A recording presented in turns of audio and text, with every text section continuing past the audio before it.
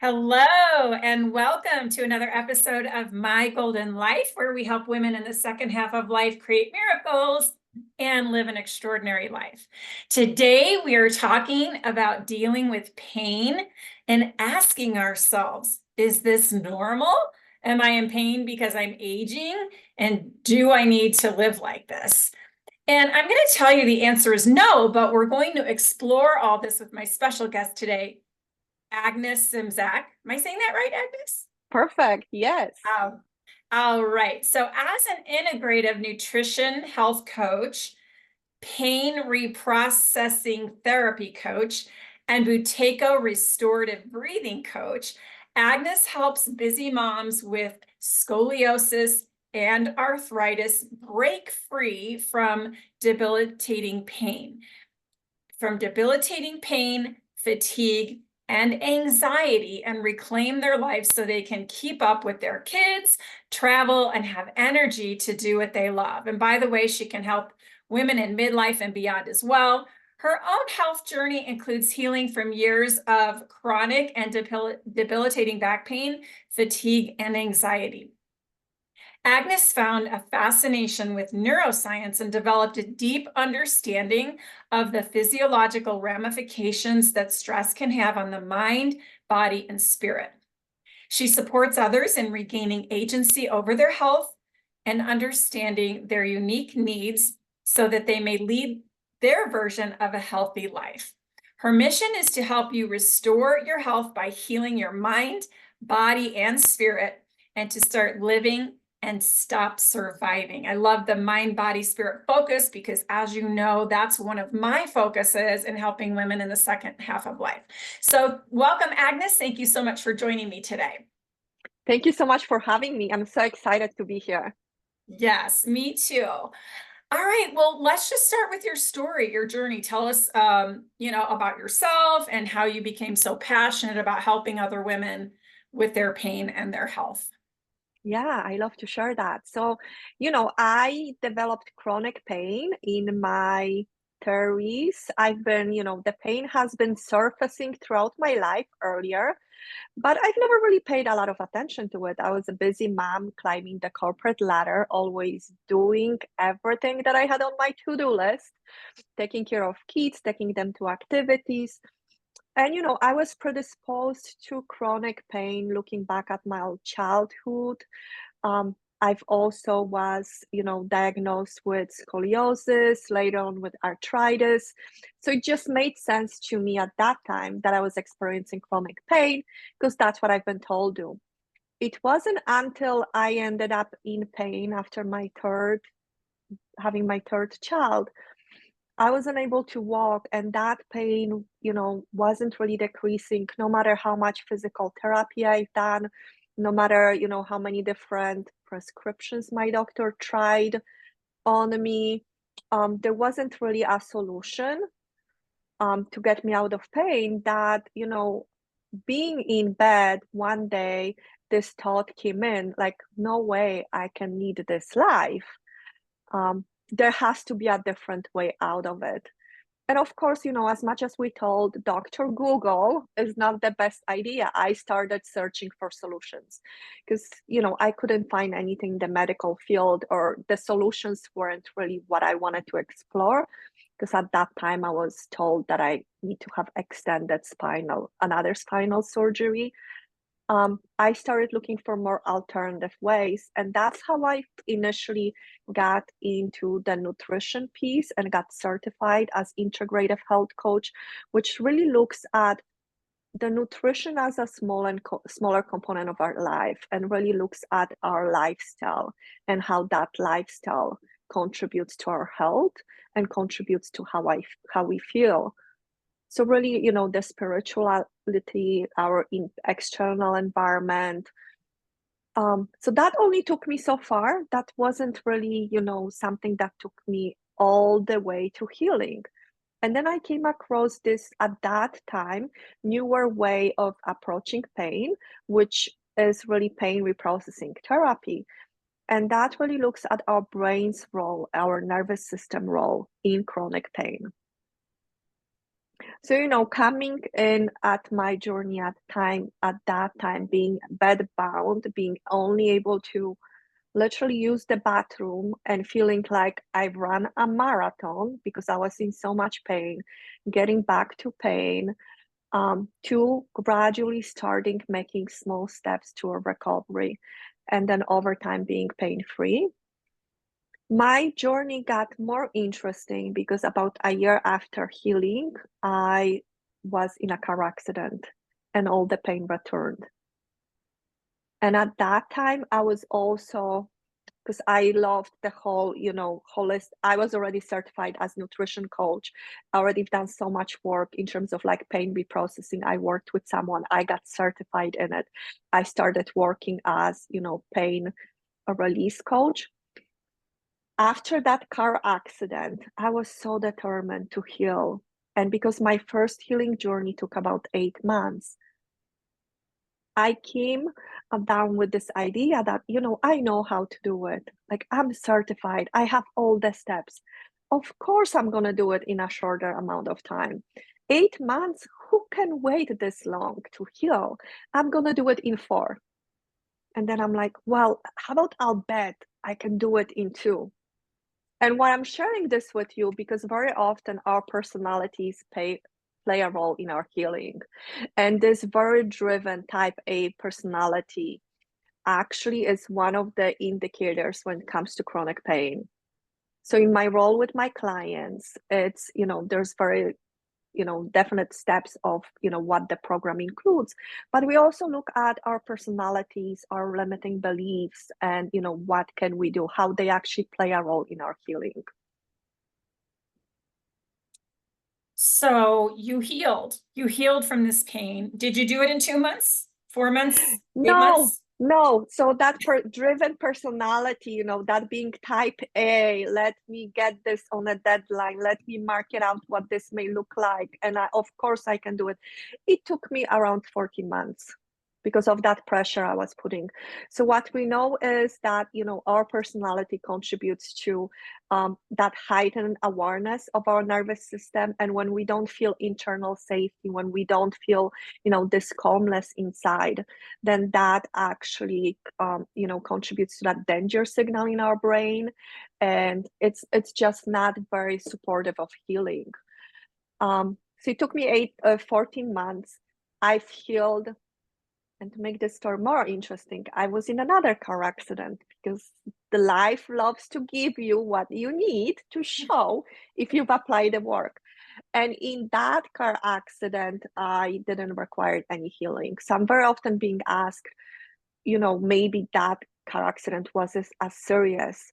So, from a body impact perspective, I cannot comment on this, but I can tell you from insurance perspective, the assessment on my car, it was the same, like in terms of the value in how much to fix and repair, the insurance assessed the same way, right? And why I cannot say anything from the body is because obviously I came out with already knowing what not to do from all the lessons. I've applied the lessons, to the best of my extent, which, I've applied, what I like to call it is this CPR. So if we think about, performing CPR on somebody, I did 2 things after that car accident.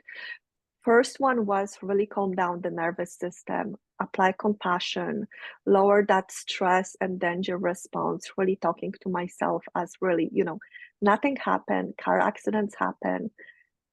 I walk out of this with like no impact. And, when I got home, I really applied the anti-inflammatory framework in terms of just supporting my body's natural inflammatory response after the car accident. So, couple of big lessons I went through in my life in terms of, how the chronic pain shows up for us and what we can do about it. Yeah, so let's talk about that. I mean, Mhm, you went through this healing process and you talk about calming yourself down and mhm, you didn't I don't know if you mentioned this already, maybe you did, but just lifestyle changes and mhm, also I have to imagine diet has something to do with it. Like mhm, we know now that medical doctors are not trained in nutrition and functional medicine. They're trained in, you know, the Band-Aid medicine kind of. Like they know a lot, but also they don't understand a lot in terms of nutrition. So tell me like some of the things that you did over that first 14 months that helped you heal. Yeah, so I can actually, you know, even before we get to that 14 months, so at that time, I already was on anti-inflammatory protocol in those 14 months. So I've started that in that initial 8 months when I was in that debilitating pain, and that have never stopped. Of course, I have from time to time right now days where I will, you know, my kids will enjoy some sweets. I'll have it with them. You know, I'm further along in my journey that doesn't really have a big impact on me. I know how to deal with it. But some of the, you know, basics that I've done is in my beginning stages was to really apply this anti-immune protocol to my life, and that really includes the nutrition and lifestyle. So from the nutrition perspective, I looked at the things I ate. I've focused on removing gluten, removing the, you know, regular inflammatory things like dairy, the oils. I pay attention to what oils I'm using, and really focusing on, you know, protein, grass-fed meat, and then focusing on a lot of vegetables, really good oils. And I still continue to do that, like even now, like it's not something that, you know what, it became part of me, it became part of my lifestyle. So I don't think about what I'm eating. It is harder in the beginning. Somebody starts going through like the elimination diet and then reintroductions, but it is such a wonderful way. And this is actually what I do with my clients, for somebody to see and understand the impact of food on our body, because our body speaks to us all the time.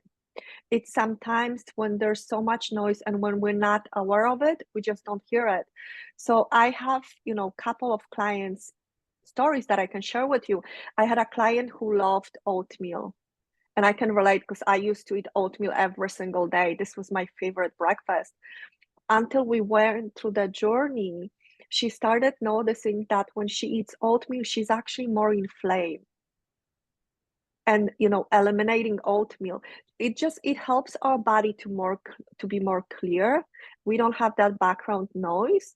And although we're working with like nervous system regulation, if we have that trigger that we are consistently consuming in terms of food, that inflammation creates like that background noise in our body. So we may feel a little bit, you know, brain fog, maybe some digestive issues, depending how inflammation shows up for you. For me, in that initial stage, when I was in that debilitating pain, I felt like I had fever running through my body 24/7, and I had no fever. I felt pain in my gums, in my eyes, literally through my hair. And it wasn't until I started implementing the anti-inflammatory framework, and when the inflammation was really like within the range that was, you know, the good range. And I don't like saying until it was reduced, because people often think we don't want to have any inflammation, and that's a misconception. Our body should have some inflammation. So until I reduced it enough, I actually didn't even know what I was dealing with. I thought that, you know, I've been told I have arthritis, and I still have arthritis, but until I control the inflammation, I didn't know how it is to actually be able to think without, you know, this haziness in your head and in the body. So looking at the nutrition was a big piece. My other piece was really lifestyle, and really looking at my external environment, seeing what, you know, what things maybe I need to clean it up. So looking at, you know, the various products that I applied on my body, and really simplifying things, almost, you know, instead of having my self-care or like facial routine or body wash routine that involves 15 different bottles, it's really going down to basics. What's, you know, what's the healthy thing? What can I put it on that has minimal impact on my body? And what that, you know, and most likely that's something that has been used by like for centuries, that is still available, but we've been taught through the different marketing campaigns that there's something out there that's better for us. So at that time, we've as a family, we've eliminated, sorry, a lot of fragrances, a lot of store-bought products. I've looked at detoxification as a big component of this too, in terms of how to support my immune system, how to lower that inflammation. So all of the things I'm mentioning, they're still like what we do as a family now. It's just right now we don't think about it, we don't question, they're just part of how we do things. So interesting. Well, I want to go back to the diet for a second, and I want to go back to the oatmeal because Yes. recently I'm personally dealing with acid reflux, and what I'm learning is that it really has a lot to do with diet. And one of the protocols is to actually start eating more oatmeal because it is higher in pH than a lot of other foods. Yeah. But it also says that some people are really sensitive to oatmeal, and it's a smaller percentage, right? Yeah. It's not a big percentage, but ultimately, I think we have to experiment with our bodies, and we have to try some of these different protocols to see what is going to work in our bodies and what's not going to work, right? And so I love the idea of also doing a detox. I'm considering doing that myself. I'm going to take these out. And you can still hear me okay, right? Yeah. Without my okay. No, all good. Yeah, so I'm considering that as well. And then lifestyle, I have a pretty good lifestyle in terms of I practice yoga. I've taught yoga for Yeah. a long time. So a lot of the deep breathing, meditation, things like that I find really helpful. All right. So what do you think are some of the most common causes of chronic pain for women, let's say in the second half of life? Yeah. So for chronic pain, what we know based on like the latest research is a lot of the pain comes in, or pain. So I should define it. Chronic pain is anytime we experience chronic pain above, I'll put it 6 months. Some practitioners put 3 months. I'll stretch it out. Let's say 6 months. And what we know is the basis are that it's a neuroplastic pain, meaning our brain creates it. That doesn't mean the pain isn't real. The pain is totally real. We feel it in our body, is so intense. But if looking at neuroplasticity, what we know is that we have neural pathways in our brain. So every time we read a book, every time we learn something new, like reading a bicycle, we create new neural pathways. This applies to the things we like, and this applies to pain. And once we have those neural pathways created, they can be, we can have them dormant if we go through the work and apply it, or if we've healed. For example, if we had previously an injury, like we were chatting before, I had a shoulder injury. Let's assume that shoulder injury healed, maybe took a little bit longer, but that pain pathway is dormant, injury healed. Let's say, through my life experiences, I come across similar situation, or I come across emotional trigger. Those pain pathways are reactivated, and then I experience the chronic pain. So a lot of times that pain can be associated to like stress, right? How many of us are experiencing stress in our lives? How many of us, have emotional or mental stress, are maybe not quite happy with the life, are always busy pursuing something else versus looking after, our own needs. So as I mentioned previously, even like our personalities play a role into how we experience chronic pain. Never mind the nutrition, never mind, how much sleep we have, because we know that if we sleep less, we feel that pain more intensely. So some of the fundamentals, which are nutrition, sleep, like you've mentioned, you have a great lifestyle with yoga, that would fall into fundamentals. And then when we, the other piece that we would look at is that more emotional connection to the pain. So I'm a lot of thinking of clients, oh, yeah, go sorry, ahead. go ahead. No, so a lot of clients that I see that I work with, and they're in that second stage, is, when we get into menopause and beyond, our body changes. So how we respond to stress impacts us as well. And if we haven't learned how to, and a lot of us haven't, me included, if we haven't learned how to process emotions, how to, I don't want to say deal, but how, that stress perception and how we can actually address it, then, if we've dealt for decades without understanding how to manage it, how to respond to it, then that kind of catches up with us in that second stage of life, because then because of our hormonal changes, our bodies changes. It's almost like I don't want to say an overload, but almost like that everything's coming at us at the same time. The person that comes to my mind is my stepmother, who had chronic pain for 3 years. So you said, 6 months. It could go so much longer, right? And she has been to every specialist you can imagine. Yeah. I mean, having nerve blocks and all kinds of things done, cupping and massage and everything, and still dealing with that pain. She's 85, so she's not just postmenopausal, but kind of beyond that. But how would you approach identifying the root cause of a pain?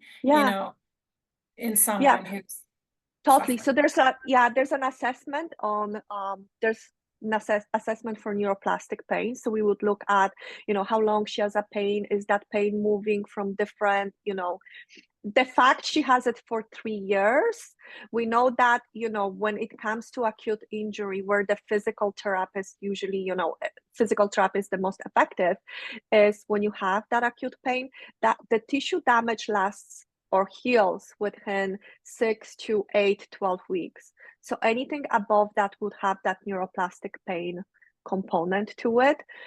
I have had clients who were 60, 70 years old with osteoporosis.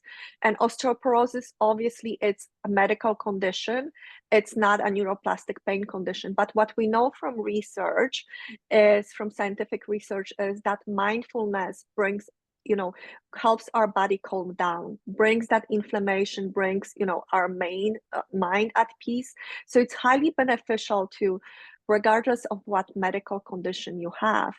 So looking from it, although it is neuroplastic pain, a lot of work that we do is really on understanding pain and really understanding our nervous system and how we can assist it to kind of be able to be in that regulated state. So although, I wouldn't work with somebody like that on, getting them out of osteoporosis, but it's more about, how can I assist them to teach them more of the mindful way to approach their condition so that they're in that calm state. We know that the calm state means calm mind, which means we just feel better. If somebody who focus on our condition, right? Then that's what we're going to focus on. I'm often asked, because I have scoliosis, I had chronic pain for 15 years before I got into that debilitated condition. Pain reprocessing therapy, how did I apply it? Because some people like to look at research, and my decision back then in the bed was, it's either this or nothing. So I might as well try this, look at this, what I can take the best out of the method and apply it, and really learn how to be more in tune in my body, to understand when it speaks to me, being really aware of what triggers me, and then not being in that reactive state, but really change my way of, or change my relationship with myself. Really, the key is here to that healing, to change my relationship with myself and put myself forward versus being, everything to everybody and never have time for myself. Which is not I don't want this to sound like a bad thing when we don't have time for ourselves, but it's really about, the intention and, what do you want of life, right? Are you happy with where you are? And how do you perceive the world through your own eyes and lens? So nutrition may be important And Mm-hmm. mindfulness may be really important. What about exercise? Yep. I happen to know as a yoga teacher that movement is important, and not just any movement, but mindful movement. And Mm-hmm. also that stretching and doing certain exercises um, helps the body with circulation and things that are so fundamental to Mm-hmm. functioning properly. Do you recommend Yeah. exercising as part of Yeah. a So protocol? totally. So I meet my clients where they are at, right? So it's really depending on the person. If, let's say, I'm going to give you a scenario. If it's somebody who's in bed, who's not mobile, that might be just moving the limb before they, right? And that also might mean doing visualization with graded exposure. So for them, visualizing really like that first walk, that's where I started. And that first walk may mean 5 minutes for them as they visualizing, not actually taking a 5 minute walk. You know what? There's a process to it. If it's Yes. somebody who's just very, who's currently working, but dealing with chronic pain, then yes, I would definitely recommend for them daily movement. So that might be stretching, that might be daily walking. And depending again, if they're dealing with pain where they walking, if they experience pain during walk, I would have a certain protocol for that. If they experience pain with a physical exercise, that might be doing some pain reprocessing work and setting them up for success before they start exercising. What we want to avoid is really, what we know is our fear about the movement actually contributes further to the pain. So it's a bit of a reprogramming we would have to do ahead of time before sending somebody off with a protocol. What we also know is from scientific research that movement is healing for us. Even for someone with degenerative disc disease, what we know is that movement lubricates the discs, or whether that is knee joint. And then, I don't want to speak to it if you have like no cartridge, right? There's nuances in every disease that we have, but we know overall like movement is very healing for our bodies. We know our bodies crave movement. So if for somebody the pain prevents them from that movement, we would then work it out on a protocol on how to get them moving in a safe way, and then in a way that they can actually make progress. I can totally relate to that, as I have had some chronic hip pain, and I've been working with a physical therapist on that to strengthen some muscles where I used to think maybe they needed to be stretched more, and instead they needed to be strengthened more. Yeah. And so I do think assessment is really important, and working with someone like you who can help us figure out where is this coming from, Yep. how can we experiment. Also, as you know, I just had surgery recently, and I love that you talked about your personality having something to do with dealing with pain, because I'm looking at my own personality, and honestly, I am one of those people. I'm so laid back and easygoing, and just it's easy for me to lay back and watch Netflix for 22 hours. I can do that. And But that's also, good when you're healing. yes, I think it's good. And also then I'm dealing with some feelings of guilt, right? Like, get back to work, like you. But I'm working through all that, and this, being mindful, and even like when you say visualizing movement, it's like I know right now I need to walk like 5 minutes, and then I need to walk 10 minutes, and that's where I'm at. And so Yeah, just even visualizing that is important. So it is. It is. It's kind of like, if you think to the physical therapy, it's like a mental rehearsal for our muscles to get going. I've used that technique when I was in bed, and I was in so much pain, even on my journey when I started, that I could only sit for 5 minutes and stand for 5 minutes. So for me, going for 10, and then when I started healing, I thought, because I was feeling better and I felt improvement, going for a half an hour walk would be good because movement is good. And then that would blow up in my face. So, I've added that visualization, and literally for me, that meant going on a porch, coming back home and saying, I'm successful. that was a good walk, right? And then Yes. really progressing that as my body was able to, versus very often our mind tricks us to thinking, yeah, of course this is easy. You've walked before in your life. Like, how could this be difficult for us, right? So it's almost like this intricate balance and a dance between what our minds thinks we are capable for and what our body can do. And if I can bring the fatigue piece to it, especially for people who experience fatigue, on those days you feel you have more energy, all of the sudden you want to do more things, and then that doesn't result in like a lot of progress from a healing perspective. Most often it means the next day you have a flare up and you're back into that cycle of feeling better, feeling worse. And if I can put one tip here for somebody who's listening, who are dealing with this perhaps, is, figure it out what your base of the activity is. What's that base, that like the minimum you can do, and operate from that. Once you're really comfortable in that base and I don't like giving guidelines because it's so individualized depending on, that chronic pain. But let's say for a few days, you're feeling really fine. You're feeling like you have consistent energy after a number of days, increase that by like 10%. See if that new base feels better. And then again, few days, you have the same level of energy, increase it again, versus, I know I run into this, and many of my clients do too. When we have energy, all of a sudden we think we're on top of the world, we can climb a mountain, and then very quickly we are crushed down.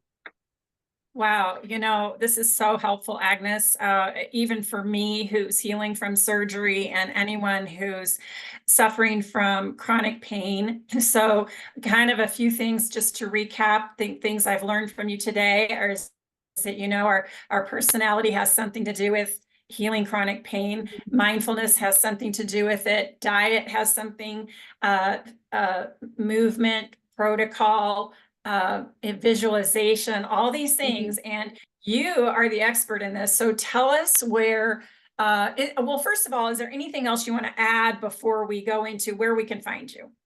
Yes, I want to add in, and I know it's something that I shared with you as, you've been out of your surgery.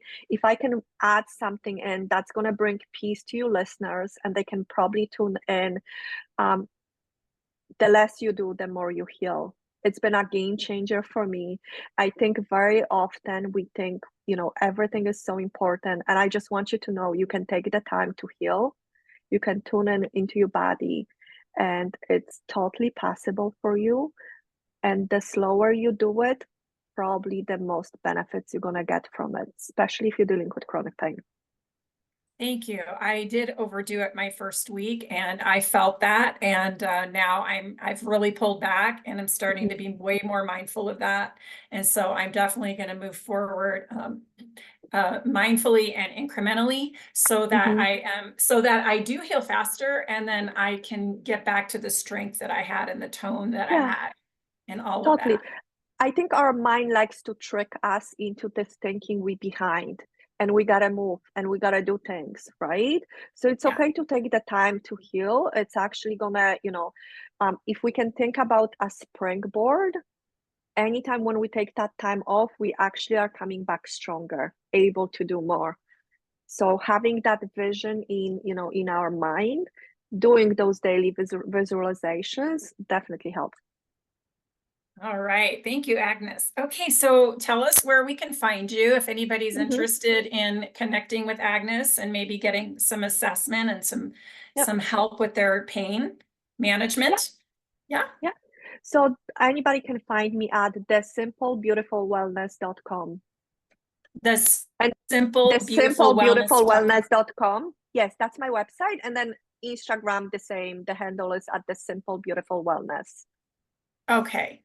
Fantastic. Well, Agnes, I just want to thank you so much for being my guest today. I think this is really powerful information. I think millions of people suffer from chronic pain. So my hope is that this podcast episode will have an impact on some people, even if it helps one person. We're very happy Mhm. about that. So Yes. again, thank you so much for joining me. Thank you. And Well, you know what? We'll probably have you back on again because I Thank think you. I'd there's love that. I Yes. think there's some other things we could probably cover. So, Yeah. all right, I'm going to end this recording. Thank you all so much for listening, and we'll see you next time.